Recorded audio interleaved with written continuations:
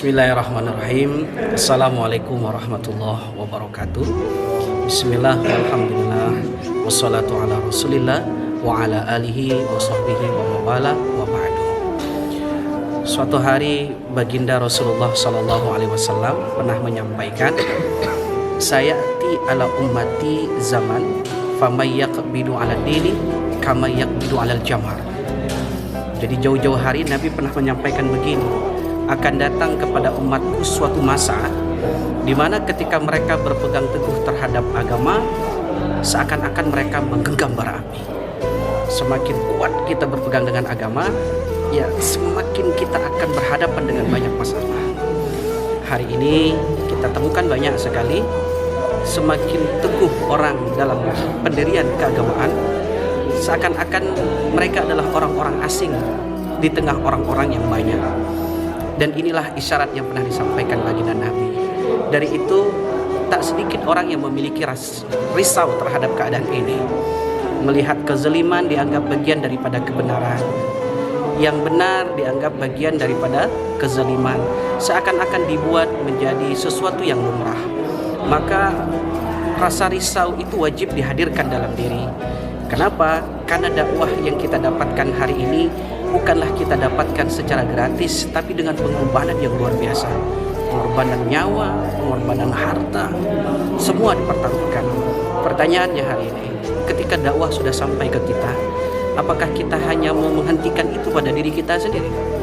Tidak punya rasa risau, tidak punya rasa kepedulian kepada orang-orang yang ada di sekitar kita. Apa sanggup kita suatu hari nanti ketika Allah Subhanahu wa taala izinkan kita untuk dimasukkan ke dalam surganya, ternyata yang tampak di mata kita orang-orang terdekat, baik tetangga, keluarga, saudara, ternyata tak Allah izinkan untuk bersama kita di surga. Nauzubillah min dzalik. Dari itu sifat yang sedemikian ditanamkan baginda Nabi kepada para sahabat. Sifat untuk risau terhadap agama. Bayangkan para sahabat gak bisa bahasa Indonesia, para sahabat gak bisa bahasa Cina, para sahabat gak bisa bahasa Turki, tapi mereka wafat di sana. Dan mohon maaf, Indonesia sendiri, siapa yang mendakwahkan agama? Ya adalah sahabat-sahabat kita, saudara-saudara kita, para ulama, para sahabat yang mereka berkunjung ke Indonesia dan mereka tak punya kemampuan keilmuan bahasa kecuali hanya bahasa Arab. Apakah kita nggak dapat bahasa ilmunya hari ini? Dapat. Maka hari ini saya berharap hadirkanlah rasa risau terhadap perkara agama. Lihatlah lingkungan kita hari ini.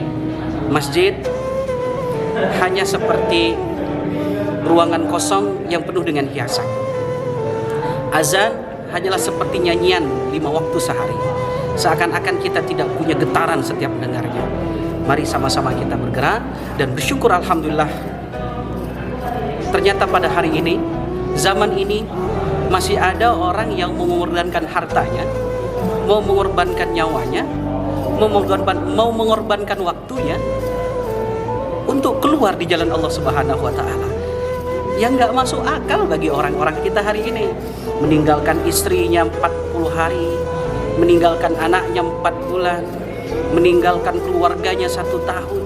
Yang hari ini mohon maaf kita bertanya-tanya, ngapain mereka itu kerja bodoh? Meninggalkan anak istri 4 bulan 40 hari seperti gak ada kerjaan. Mohon maaf, mereka percaya akan janji Allah Subhanahu wa taala.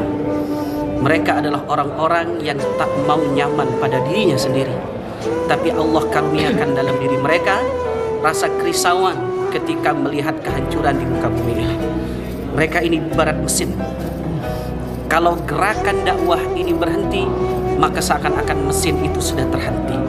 Tapi selama masih ada gerakan-gerakan dakwah, berjalan dari satu tempat ke tempat lain, dari masjid ke masjid yang lain, mengingatkan saudara-saudara kita, siapapun yang hari ini berada dalam masa petualangnya, mungkin diingatkan agar kembali lagi ke jalan Allah.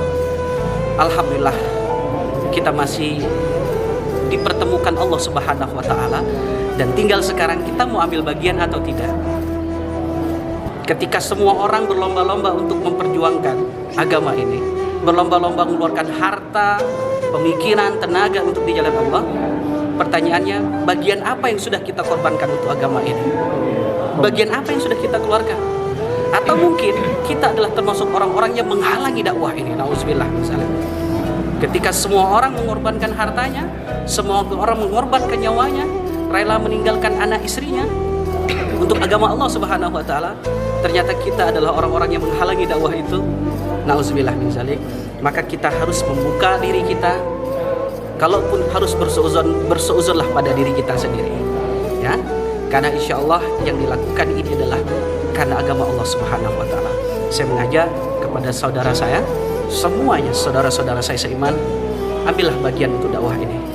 Kalaupun kita belum bisa untuk terjun bersama, bukan berarti kita harus menghalangi langkah mereka. Tapi kalau seandainya kita bisa ambil bagian bersama, insya Allah janji Allah telah menanti kita. Ini saja yang ingin saya sampaikan. Kepada Allah saya mohon ampun. Lanjutkan dakwah.